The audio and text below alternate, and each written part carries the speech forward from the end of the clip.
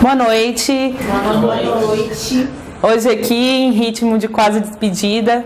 Estou muito triste. A turma aqui ela vai ser renovada, né?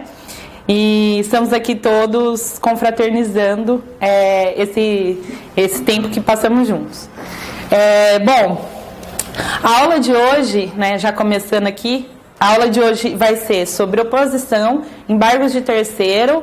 Depois do intervalo vem com ação monitória. E assim a gente tenta passar por quase tudo dos procedimentos especiais, pelo menos os mais relevantes, né? Aqueles que caem mais ou que precisam de fato, né, que haja um conhecimento mais profundo. Bom, a oposição, gente, tá? Eu queria que tivesse, né? Depois amanhã que a gente vai falar, eu vou gravar só para agradecer o pessoal da Saraiva, mas já vou falar aqui de novo. A gente recebeu uns vademecums da Saraiva e a gente vai agradecer amanhã, mas a gente vai fazer umas perguntas, vai resolver algumas perguntas amanhã também, tá? Então, acho que eu não sei como que o editor vai fazer isso, ele vai separar, se vai pôr tudo junto, mas aí a gente termina tudo de procedimento especial. Bom, peraí. Ixi. Então, a partir do artigo 682 até o 686. Deixa eu ver se está aberto aqui. 682 ao 686. Ok. Bom, o que é essa oposição, gente? A oposição, antigamente, ela era um tipo, antigamente eu digo no Código Antigo, ela era um tipo de intervenção de terceiros, tá? E aí agora ela está sendo colocada como um procedimento especial. A gente vai ver que há algumas razões para que houvesse essa mudança, tá? Mas vamos caminhar devagarzinho. O que significa então esse procedimento especial chamado oposição? O conceito é aqui, ó, que eu coloquei, né? Que tá quase igual ao caput aqui do 682. Ai, fui passar para frente. Medida de livre iniciativa de um terceiro para veicular em uma outra ação pretensão a coisa ou direito disputado entre outras pessoas em outro processo. Então vamos traduzir isso. A aqui, né, uma pessoinha, a Aline, Armando, vocês são bons, a Melipolan, né, vocês são bons de nome. Então, aqui tem uma ação em que, por exemplo, estão se discutindo, pode ser tudo, tá, gente? Depois a gente vai ver que pode ser, não só é bem imóvel o objeto. Mas vamos colocar aqui que, então, para ficar mais fácil, estão se discutindo a propriedade de um bem, a propriedade relativa a um bem imóvel nesse processo. Então, propriedade de bem imóvel.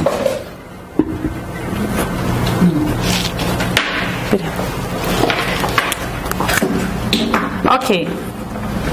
Então, esse aqui é o processo que a gente vai chamar de processo originário, né? Principal,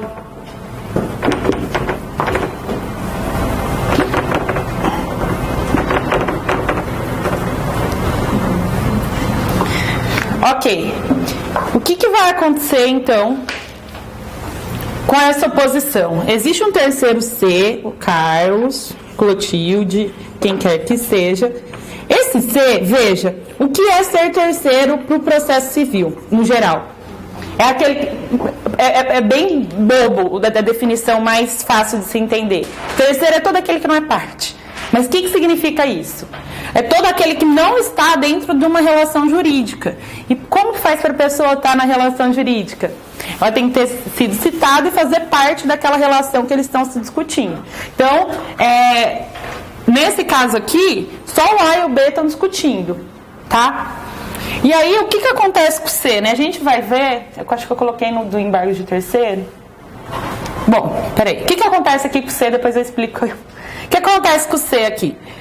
E se de repente ele fica sabendo que há essa ação entre A e B, e ele tem, aqui ó, ele diz que essa coisa que eles estão discutindo essa propriedade, esse bem imóvel, não é nem de A e nem de B, é dele. Ele fala, não me estão aqui discutindo entre eles, mas porque eles estão viajando na ideia. Porque, na verdade, esse negócio é meu. Então, para que depois, o que acontece se ele não entra com essa ação, como a gente vai ver, se ele não entra com essa oposição? A gente vai ver os efeitos, tá? Mas se ele não entra, já tentando ser chamado para discutir isso, enquanto esse processo está existindo. Ele ainda tem direitos depois, porque por que não faz coisa julgada aí no caso? Porque ele é terceiro, então contra terceiro não se faz coisa julgada. Então, mesmo que ele não entre com oposição, ou seja, facultativo, ele ainda pode depois tentar reaver essa coisa, só que não vai ser muito mais trabalhoso depois de uma sentença, depois de todos os efeitos que aquela sentença já foi feita. Então, é uma ideia para que, igual o objetivo, né, aqui, ó, para excluir o direito das pessoas que o discutem e evitar que mais tarde tenha que se propor uma ação de reparação, se houver dano ou qualquer coisa. Então, ali a ideia é já dizer assim, ó, parem de discutir, o juiz já vai decidir e, se for o caso, já se decide a favor da minha pessoa, que essa coisa é minha. E aí a gente já termina com a discussão. Então, veja que por que era entendido uma intervenção de terceiro. Existe uma relação que vem um terceiro que não fazia parte discutir aquele objeto do processo. Aquilo que está sendo discutido. Que pode ser, tá, gente? No caso aqui, ela pode ser até um objeto parcial. Ou seja, eles estão discutindo isso e mais 50 coisas entre A e B. Ele só quer discutir uma das coisas. Tudo bem. Então, outro objetivo aqui, ó, é acoplar esses dois processos que seriam separados, tá? Por força da conexão, conduzindo a uma tramitação simultânea e a um julgamento único. Então, o que vai acontecer? Qual a oposição? Esse C, a partir do momento que ele entra com essa ação de oposição contra A e B, vai existir aqui como se fosse uma conexão, tá? E o juiz vai julgar tudo a partir de uma mesma sentença. Por que é uma mesma sentença? Porque o juiz vai ter que dizer de quem é. Ou vai ser de A, ou vai ser de B, ou vai ser de C. Então, numa mesma sentença, o juiz já vai discutir tudo isso junto, tá? E aí, como isso vai ser chamado? E por que eu coloquei? Porque às vezes cai esses nominhos processuais, né? A lei, né, vai obrigar, então, esse litisconsórcio passivo necessário, simples, ou seja, o juiz não é obrigado a decidir da mesma forma para todos. Então, por que é passivo? Porque no polo passivo aqui, ó, no polo passivo, por que é litisconsórcio necessário? No polo passivo vai ter que estar A e B, necessariamente, A e B, tá? E por que que é simples? Porque o juiz ele não vai decidir de uma forma para todos, embora essa sentença ela seja única. Meio confuso, mas vamos lá. O que seria se não fosse... O que seria o oposto de simples? Unitário, por exemplo. No litisconsórcio unitário, o juiz ele faz uma sentença que tem que ser igual para todos. Então, por mais que haja várias pessoas no polo ativo ou passivo, né, no litisconsórcio, o juiz, a partir da decisão dele, todos são vinculados da mesma forma. Aqui, o juiz pode dizer, é de B, mas não é de C. Veja, a vinculação acontece para todos, mas o sentido da decisão pode variar. Ele pode dizer, o C não tem nada a ver, mas o A e B podem ser, sei lá, coproprietários, enfim, né? Então, o juiz, ele pode decidir aqui, diferentemente para A, B e C. Então, isso aqui era o original. O C estava lá sozinho, soube desse processo, quis intervir. O que vai se tornar, então, esse processo, a partir do processo de oposição? O C vai entrar, então, com uma ação contra A e B, chamada de oposição. Ação de oposição. Tá? E é obrigatoriamente contra A e B. Por isso, passivo necessário, tá? No polo passivo você tem que chamar quem estava naquela relação original. Entenderam? Tá. Então, como vai chamar agora então como vai chamar esse C aqui, ó? Parte ativa da oposição. Vai chamar o opoente. E quem vai ser o A e B? Vão ser os opostos, que são quem estão na parte quem está na parte passiva, tá? Então, opoente e opostos. Parece confuso, mas é bem facinho. Eu que ainda fico um tempo sem dar aula, as primeiras vezes para voltar, fico preguiçosinha. Então, continuando. Motivos da retirada do rol de intervenção de terceiros do CPC antigo e vinculação aos procedimentos especiais. Aquilo que eu comentei bem agora no comecinho já, né? Por que então não é intervenção de terceiros? Por que virou procedimento especial? O que isso implica? E por que será que eles fizeram isso? Bom, eles fizeram isso porque eles pensaram o seguinte: essa ação de oposição de A e B, ela é uma relação autônoma. Ela não é uma relação que ela vai existir dentro daquele processo. Por quê? Porque vamos supor que o juiz aqui, ele extingua sem resolução de mérito, por algum motivo, que seja lá do... Qual que é o artigo da sem resolução? 7 não é. 487, não é?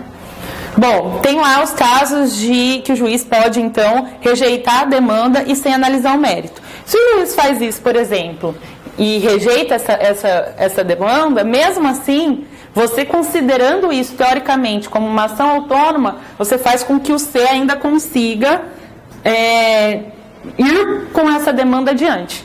Porque se essa demanda fosse considerada uma intervenção de terceiros, ele está vinculada àquela ação principal. Então, se a ação principal for extinta, em tese, o que o C está discutindo teria que ser extinto também. Então, eles pensaram, já que são relações diferentes, a única coisa que as une é o pedido comum, tem muito mais a ver com conexão do que com intervenção de terceiros, tá? Então, é por isso que eles pensaram essa mudança.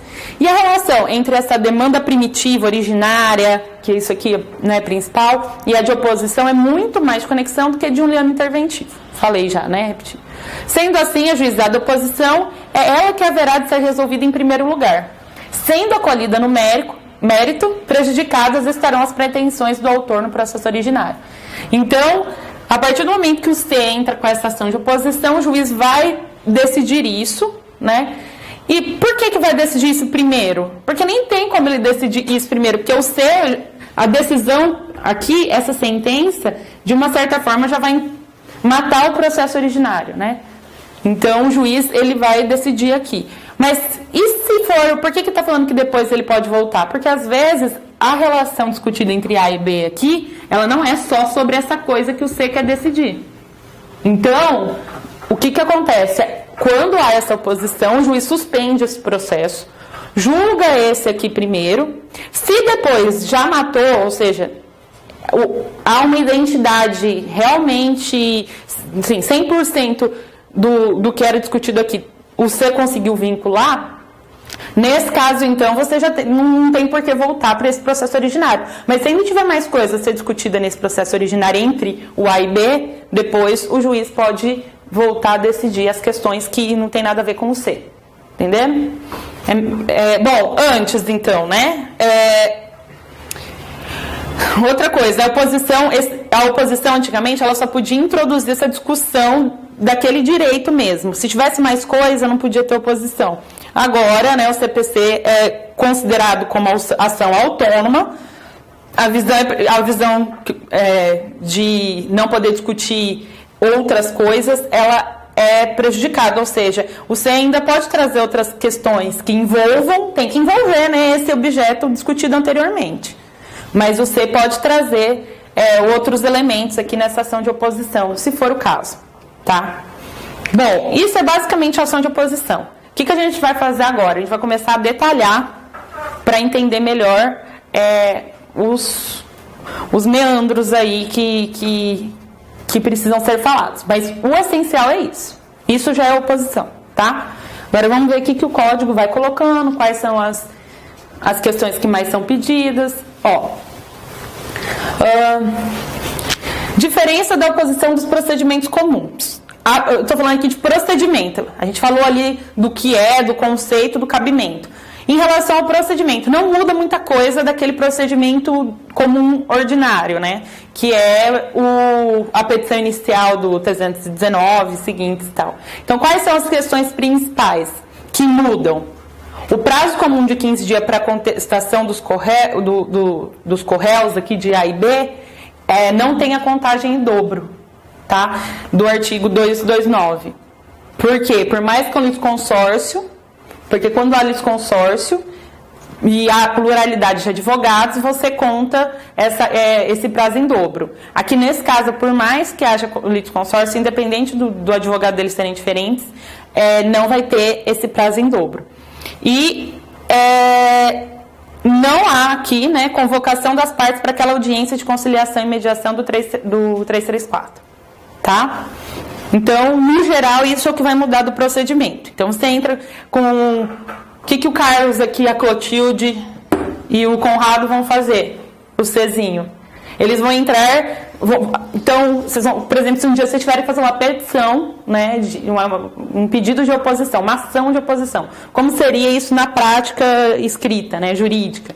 Você vai lá, excelentíssimo senhora, doutor, juiz de direito da comarca X, e embaixo você coloca tudo igual, a qualificação e tal, vem propor a ação de oposição e segue com as regrinhas que a gente já tem. Lembrando só, então, que não tem que falar para chamar o réu para audiência e lembrando do prazo para não perder aí, né? Bom, cabimento eu já falei, mas voltando de novo, pode ser total ou parcial em relação ao objeto que A e B estão discutindo, né? Então, pode ser toda coisa que eles estão discutindo ou apenas parte dele. E em todos os procedimentos é possível que haja essa oposição, tá? Então, vamos supor, aqui eu estou falando de uma... O que é isso em todo procedimento? Aqui eu estou falando de uma ação vindicatória, por exemplo, né, de propriedade, que eles estão aqui pensando, uma ação petitória até, né, vindicatória que a gente chama, que é para ver de quem seria a propriedade. Mas aqui, o que eu estou querendo dizer é que, mesmo se for num processo de execução, eles estão ali discutindo, no processo de execução, alguma coisa que é do C, ou que ele julga ser dele, é possível também entrar com uma oposição, mesmo o processo sendo de execução, tá? Pode confundir. São diferentes, mas pode confundir. E depois, quando eu der embargo de terceiro, a gente vai voltar nisso, nessa diferença entre eles, mas já vamos falar. Veja, se ele não quer discutir que a coisa é dele, mas ele quer discutir, por exemplo, sobre a penhora de um imóvel. Ele está lá, de boa, na casa dele, e de repente ele descobre que foi penhorada num outro processo.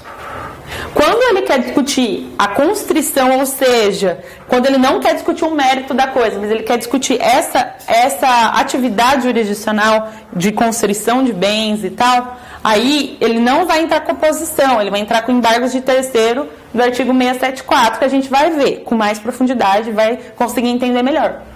Ou seja, pode confundir, tá? Mas entendam que a oposição sempre vai discutir o mérito, sempre vai discutir de quem é a coisa, ou quem tem os direitos sobre a coisa, né, os frutos, enfim. A discussão é do mérito, tá?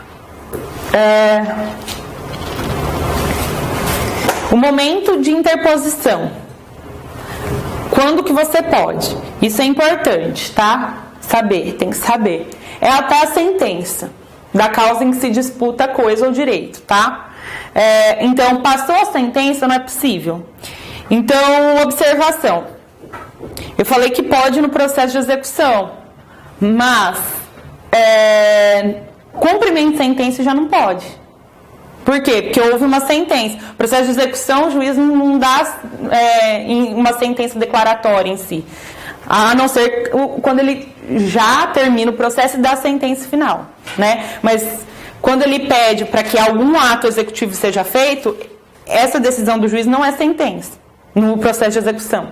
Agora, no cumprimento de sentença, que é outra fase, né, de um processo, por exemplo, há uma ação de cobrança, o juiz então vai ali e diz, existe então essa dívida sim, E depois há essa fase de cumprimento de sentença em que, caso não haja pagamento espontâneo de quem o juiz disse que devia, você pode utilizar ali de atos, né, expropriatórios e de atos sancionatórios não, de coerção, desculpa.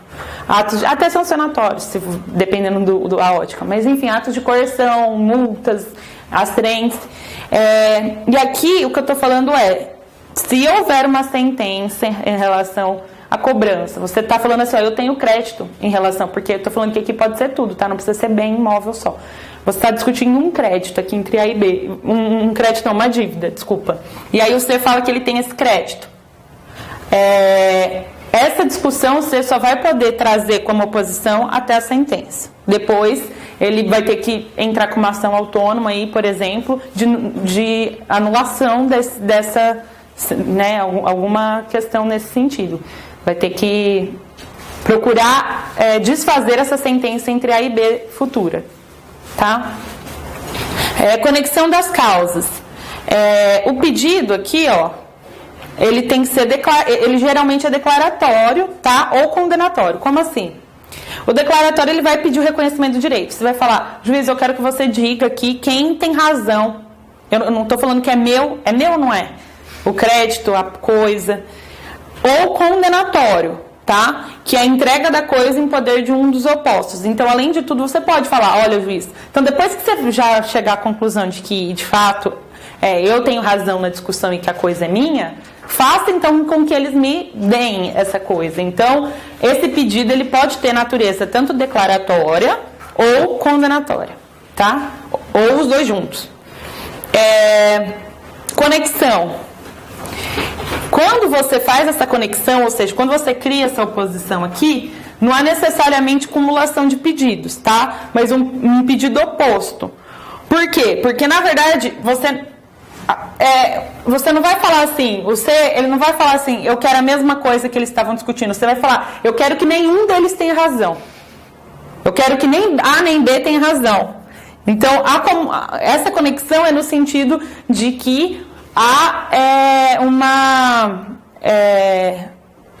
uma necessidade, um pedido, uma coisa em comum de se decidir junto. Mas veja, não é o mesmo pedido que você faz outro.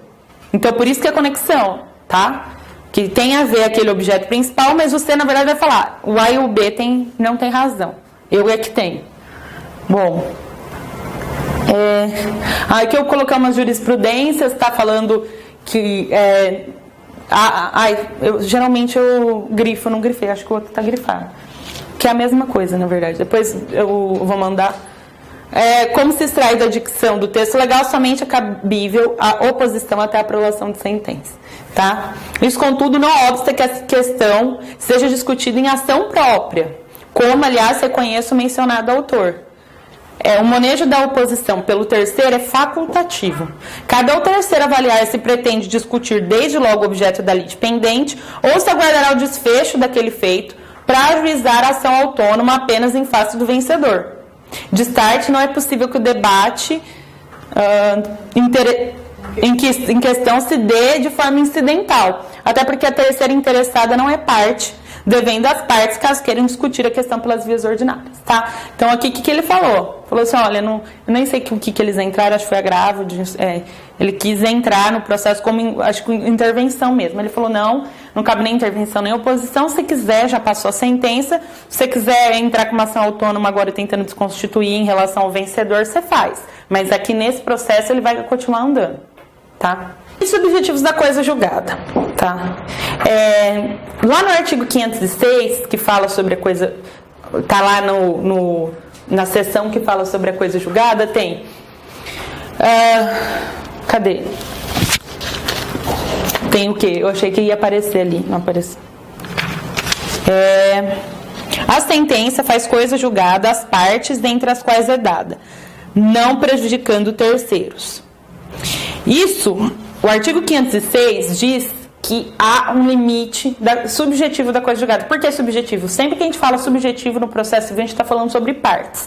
Então, limite subjetivo, limite entre as partes. Qual é o limite entre as partes da coisa julgada numa sentença? As próprias partes. Tá? Veja, pode haver prejuízos indiretos e reflexos, mas não há uma vinculação do órgão estatal em relação ao terceiro. Ou seja, o terceiro não tem que fazer ou deixar de fazer nada numa decisão judicial da qual ele não fez parte. Mas pode ser que ele se sinta prejudicado pelo desfecho de uma ação entre A e B. Que às vezes, como assim, professora? Às vezes pode ser até uma coisa mínima da vida, da sociedade. De repente, você tem lá, vamos supor, uma ocupação. E você é vizinho ali daquela ocupação. E por algum motivo, você não está gostando da ocupação. Você queria que todo mundo saísse dali. Você vai ter um efeito indireto caso não haja uma reintegração de posse, essa ocupação permaneça e vire ali propriedade, né, propriedade não, no caso não da ação possessória, mas eles até conseguem, sei lá, uso capião, enfim, e que eles continuem morando ali. Veja, não tem como você brigar quanto a isso, mas você pode sofrer um efeito, que pode ser bom ou ruim, enfim. Então, efeitos de uma sentença entre duas partes, você vai ter no mundo, né? Então, agora, o que a gente fala que o efeito é inter alios, entre as partes, significa dizer que não é possível vincular uma obediência à jurisdição por meio de uma decisão judicial. Então, se eu não fiz parte, ninguém pode me obrigar a nada, que eu não fiz parte, não pude discutir, não pude fazer parte, tá? Então, é isso que quer dizer aqui. Aí, o que eu escrevi, que coloquei, nem mesmo o trânsito em julgado da decisão da causa principal, transcorrida sem a oposição, é empecilho a que o terceiro, que não figurou na relação processual, intente a ação contra a parte vencedora. A gente já falou, estou repetindo. E por que isso? Porque ele não era parte. Então, ele pode depois tentar, em relação a quem venceu, falar, você não é o proprietário, eu sou. Né? Nesse caso. Em relação à parte vencedora. Então, o que vai acontecer com a oposição em relação à sua eficácia? Ela vai ter efeito suspensivo, como eu disse, né? E o que é efeito suspensivo? Da ação principal.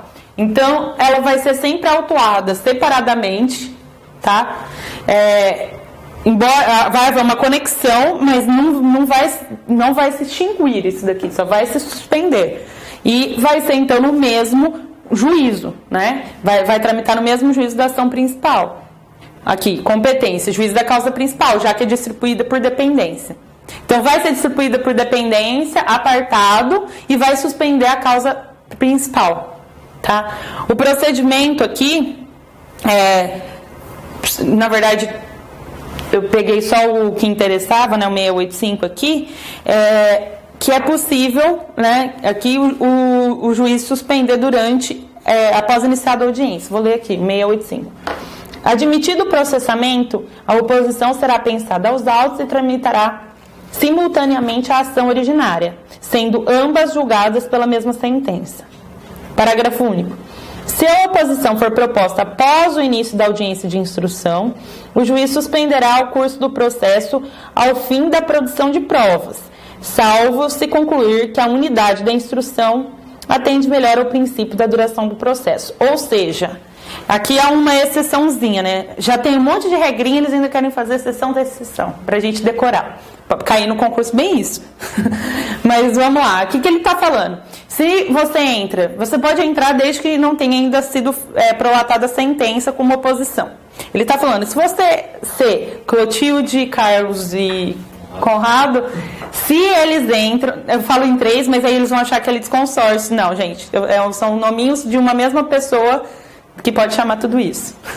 Mas então, se esse C entra como oposição e já houve audiência de instrução, o que está falando aqui? Que tem que aguardar a produção de provas. Se o juiz, por exemplo, determinou prova pericial, aí não suspenderia de imediato. Teria que aguardar essa produção de provas. Salvo o que está falando? Salvo se o juiz concluir que a unidade da instrução atende melhor. Salvo se ele falar assim, melhor que o C já participe também, que aí é menos trabalho. Né? Realmente, eu acho que o C pode ajudar aqui a não ter que fazer isso de novo futuramente, né? Se o juiz achar pertinente. Se não, vai ter que aguardar essa produção de provas entre entre A e B, para depois o C, a ação de oposição ser julgada. Competência. É competência não. Tô doida. Citação. Tá? Vamos já na doutrina majoritária aqui. Mesmo que em nome... Como já existe, o que eles pensam, né? E por que a citação tem essas questões? Porque antes, como era intervenção de terceiros, você não precisava... Você não precisava ter essa preocupação tão grande com a citação, porque já existia um processo e já existia advogado constituído. E ainda continua existindo, né, mesmo com essa mudança para a oposição. Então, havendo já advogados constituídos, já não estaria suficiente só a publicação no Diário Oficial, né, a intimação, digamos assim. Aí a doutrina minoritária fala que sim, mas a majoritária e até mesmo os tribunais, né, que mesmo em nome dos advogados, não basta uma mera publicação, devendo ser a citação pessoal pelas vias tradicionais. Então, tem que fazer a citação mesmo. AR, por correio, por oficial de justiça, pelos meios tradicionais. Mas coloquei que pode haver divergência, tá? Tem gente que pode, em algum momento, se for possível suscitar, há alguns que acreditam que só uma mera intimação bastaria. Ou intimação pelo Diário Oficial. Tá. Então, já falei, petição inicial segue as questões que todo mundo já sabe lá do 319 e 320. E a defesa? O que é possível se colocar na defesa? Toda matéria é possível de ser alegada. Material processual. Decadência, prescrição, legitimidade da parte, material, todas as questões que o autor pode falar em relação à propriedade, nesse exemplo que eu dei, ou sobre o crédito, no outro exemplo que eu dei, enfim, pode se defender de tudo. Quem vai se defender é o A e o B, né? E permitida a reconvenção. Gente, sobre procedimento especial, o que depois... Aqui vocês vão ter uma ideia geral de tudo, vão pegar bastante coisa, estudando, vão lembrar, mas é uma coisa que tem muito detalhe, como vocês viram, né? Esses procedimentos especiais.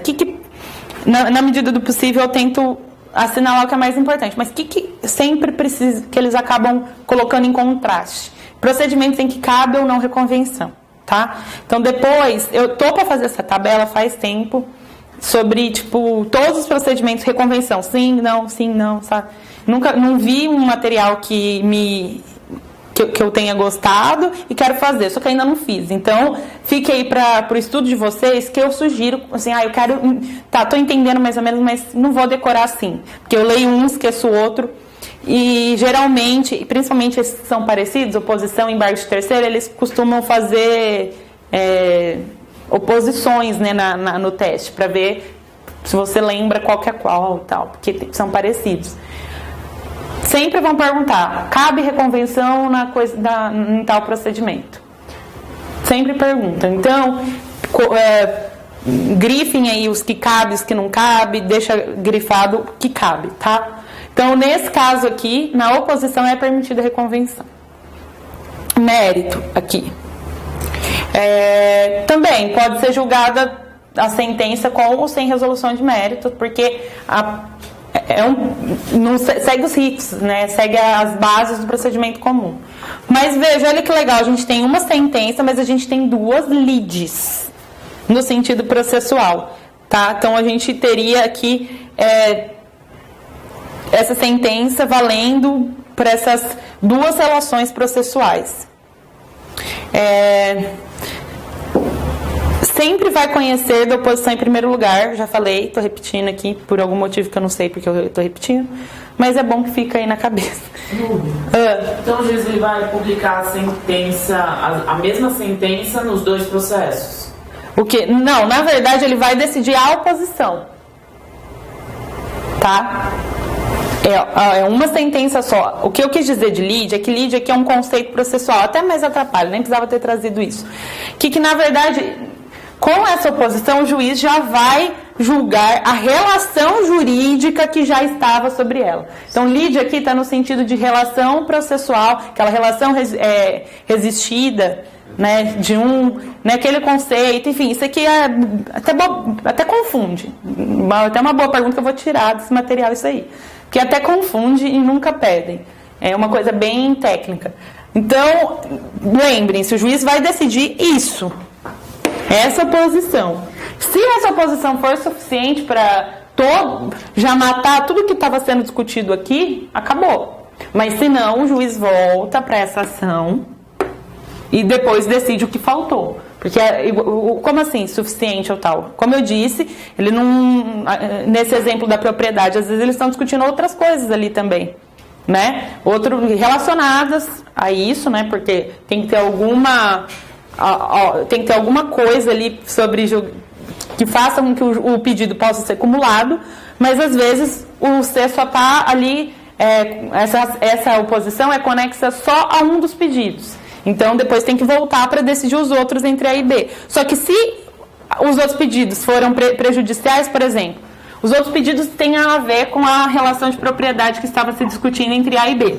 Aí aqui o juiz vem esse C, o juiz diz: de fato, a propriedade não é improcedente aqui para a oposição, é improcedente para A, né? É improcedente aqui, mas não é de A, é de B. O juiz já poderia falar. Aí o que acontece? Nesse caso é possível que ainda seja discutida as questões relativas ao que estava sendo discutido. Por quê? Porque aí a relação fica entre A e B. Agora, se o juiz fala não é de A nem de B, é de C, aí não precisa voltar na outra ação, porque aí já matou. O juiz consegue decidir aqui. Mas agora, se o juiz exclui o C, é meio que ele dizendo assim: ó, você perdeu, agora eu vou ter que voltar a rediscutir de quem é. Mas se o juiz já reconhece que é de C, não vai precisar voltar, porque aí já resolveu, tá? E que recurso você tem na sentença que o juiz vai prolatar? É a apelação mesmo, porque não tem diferença. Bom, vamos entender o procedimento melhor aqui. Do Humberto Teodoro Júnior, tá? Então vamos lá. Tem a petição inicial de oposição. Aí vem a distribuição por dependência, né? Que está lá no artigo 683, que eu não li, mas falei. Aí vem o apensamento nos autos principais. Aí vem a citação do autor e do réu da ação principal na pessoa de seus advogados, né? E aqui, então, citação pessoal. A contestação de 15 dias com prazo comum. Aqui, ao ajuizamento, então, antes da audiência de instrução e julgamento, a tramitação simultânea com a ação principal. Sobre a suspensão da ação, a regra é o seguinte: vai haver a tramitação simultânea com a principal, é a regra, não é a suspensão. A regra vai tramitar simultaneamente. Por quê? Porque já vai ser discutida numa própria sentença, como eu falei, numa única sentença. Mas há o caso em que vai haver essa suspensão que eu estava colocando como regra geral, que é quando há o ajuizamento depois de iniciada a instrução de audiência, de instrução e julgamento. Veja que nesse caso tem também a ideia do juiz. Às vezes o juiz pode achar que a tramitação simultânea é melhor, mas é possível, né, se o juiz não achar isso, que haja essa suspensão aí, para que então faça instrução na oposição e aí depois voltaria. Seria a exceção, ou seja, a regra geral não é de suspensão, é de tramitação simultânea. Esse foi o erro que eu estava colocando anteriormente, tá?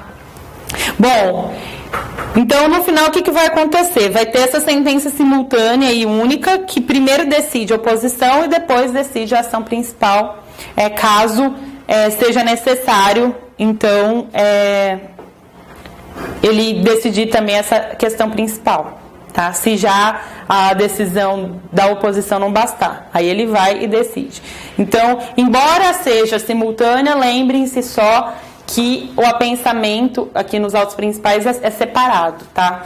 Embora seja distribuição por dependência. E por que isso? Para que saber essa chatice? Porque eles vão pegar assim, se quiserem, né? Eles podem ser mais humanos, mas se eles quiserem, eles podem fazer assim, como tem em provas pesadas. A tramitação é simultânea e em autos apartados. A tramitação é simultânea, mas apensados, né, conjuntamente, sei lá. Eles podem fazer essas coisinhas. Mas então o apensamento aos autos principais é por dependência, mas são separadamente, são apensados. Bom, é confuso até o... você põe aí. É confuso até, né, aqui me confundi. Mas o que precisa saber? Precisa entender isso, esse movimento aqui, tá? Entendendo que esse C vai discutir uma coisa entre A e B, da qual ele se julga detentor, proprietário, enfim, da qual ele julga ter direito sobre a coisa, da coisa da qual ele julga ter direito. Então, ele vai discutir isso primeiramente em relação a essa relação, tá? É isso que precisa ser colocado, esse movimento. E quando agora eu vou falar sobre o embargo de terceiro, pode ser que confunda. Mas, entendendo essas regras gerais de todos, os detalhes na hora a gente joga pra cima e vai na fé, né? Porque às vezes não dá mesmo pra se decorar tudo, porque a vida não gira em torno de processo civil, muito menos de procedimentos especiais. Então, entendendo os movimentos, entendendo mais ou menos onde eles pegam, por exemplo, tem coisa que tem que decorar. Cada não reconvenção. Às vezes não tem lógica de caber ou não reconvenção. É a lei que permite, ou a jurisprudência que construiu, que cabe reconvenção, ou não. Então, tem umas coisinhas que precisa decorar, mas entendendo mais ou menos o que é, sabendo pelo menos, não assusta, né? Porque pega aqui, pelo menos fala, eu vi, tá em oposição. Você enfrenta a questão, né? Você vai. Agora, tem muitos procedimentos especiais que pelo nome assustam, pelas teoriazinhas por trás e nome que pode se trazer por isso.